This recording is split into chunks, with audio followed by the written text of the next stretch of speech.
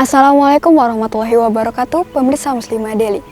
Ketika ekonomi dunia terguncang, jutaan perempuan menjadi ujung tombak pemulihan. Di balik kata-kata manis seperti pemberdayaan dan kesetaraan digital, ada realitas getir yang tak bisa kita abaikan. Mari kita gali lebih dalam fakta di lapangan, narasi pembangunan, dan alternatif ideologi yang akan kita telusuri. Dalam Muslimah Daily, beban baru perempuan, tulang punggung pemulihan ekonomi dalam ruang digital bersama Ustazah Mahmuda.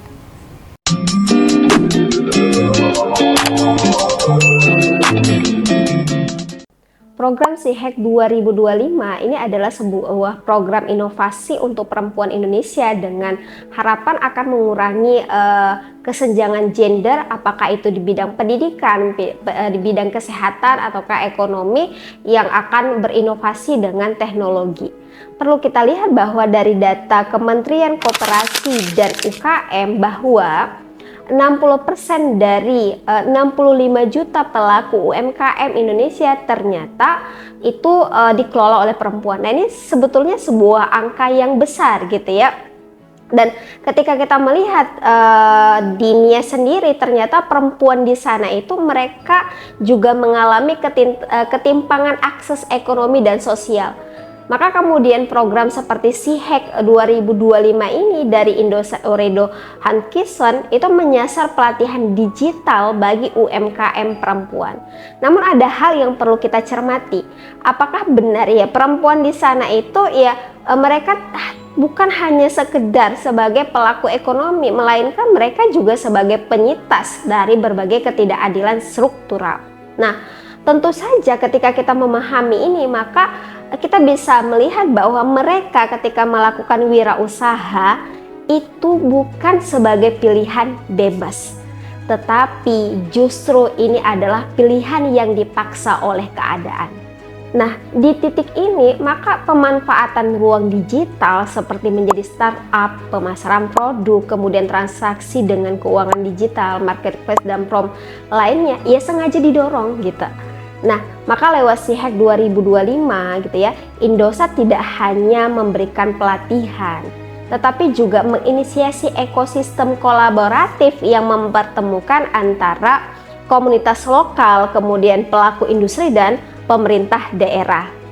Wali Kota Gunung Sitoli Sowa Laoli MSI juga turut mengapresiasi program ini ya, dan beliau menyampaikan bahwa dengan harapan mampu mencetak generasi teknopreneur perempuan YES yang mandiri, inovatif, dan siap menjadi motor penggerak ekonomi digital di wilayah tersebut.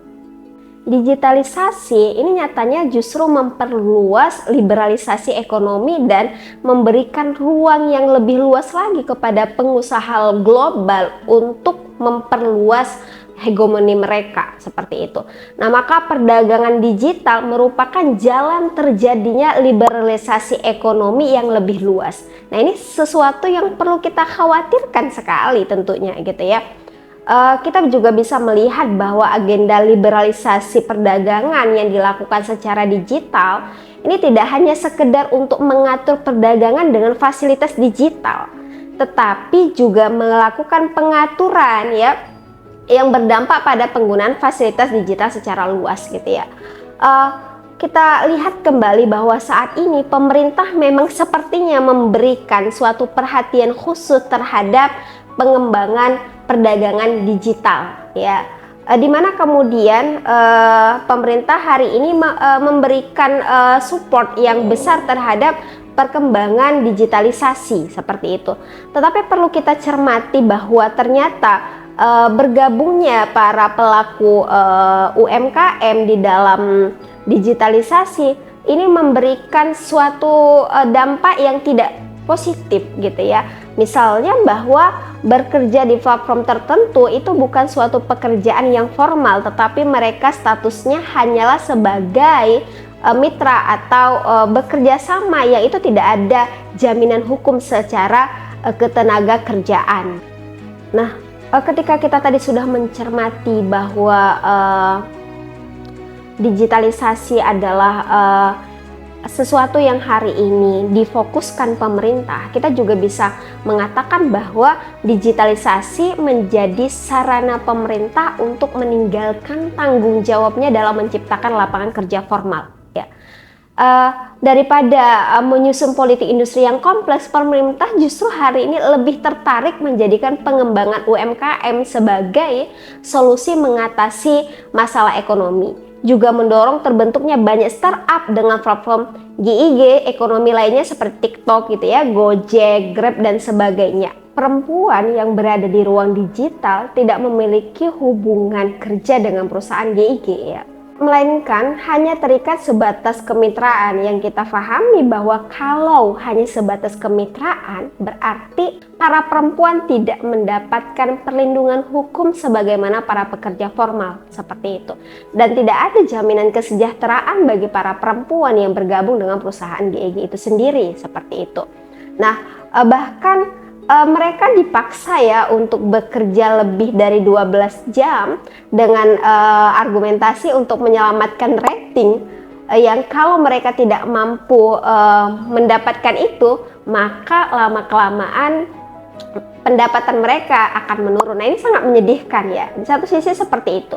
Di sisi lain kita bisa melihat bahwa UMKM melalui e-commerce-nya juga menghadapi persaingan dengan barang impor, terutama dari segi harga gitu ya.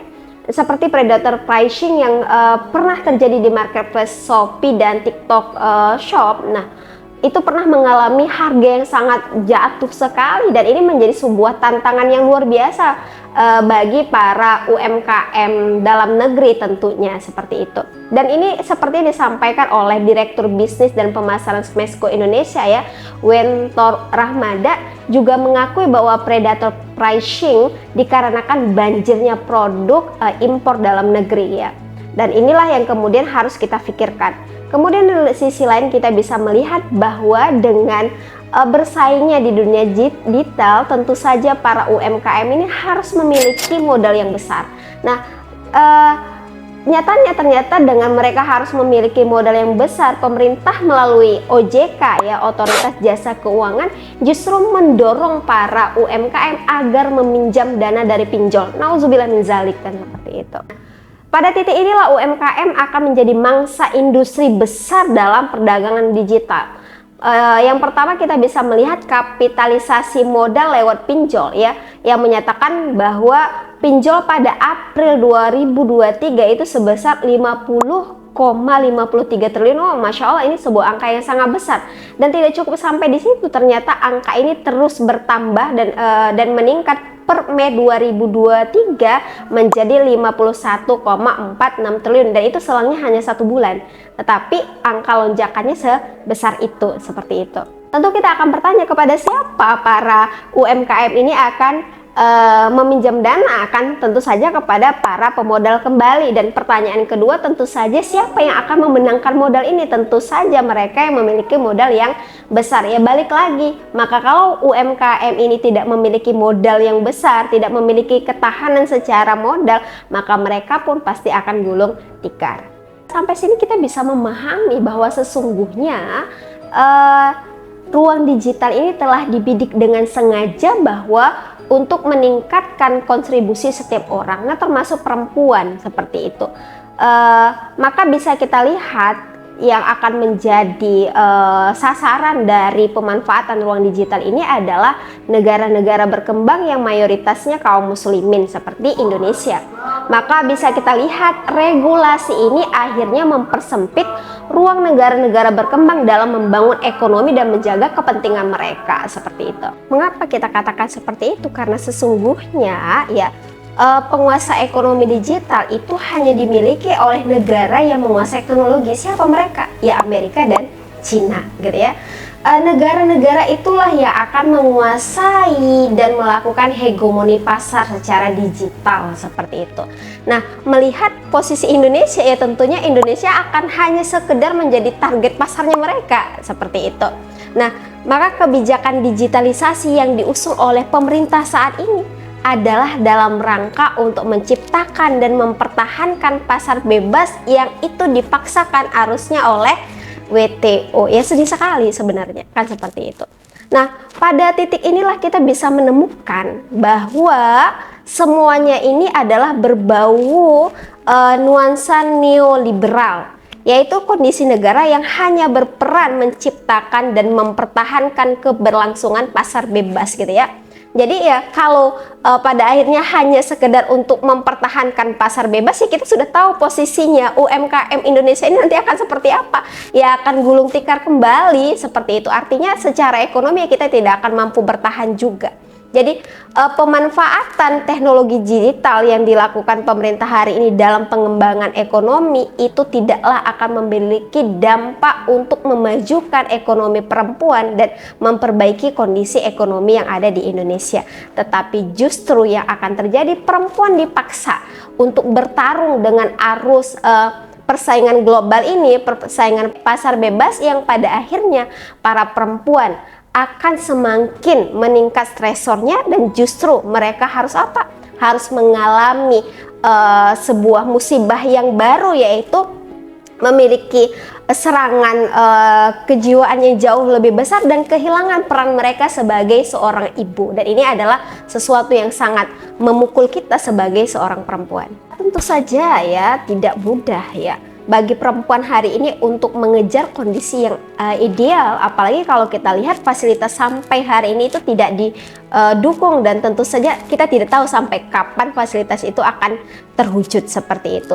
Maka alih-alih kita akan mampu bertahan dalam kondisi perekonomian digital ini gitu ya, justru yang terjadi kita akan mengalami keambrukan ekonomi. Di sisi lain ya, kita juga bisa melihat bahwa ketahanan keluarga dan keharmonisan keluarga juga akan semakin terancam. Mengapa? Karena memang hak pengasuhan anak ini akan direbut oleh kondisi perekonomian hari ini, di mana pada akhirnya ketika perempuan dipaksa untuk bertarung dalam dunia perekonomian, maka mereka akan menomorduakan atau bahkan mungkin akan menyampingkan pengasuhan terhadap anaknya demi dalam keadaan untuk mempertahankan kondisi ekonomi mereka. Nah, kenapa bisa kita lihat begitu?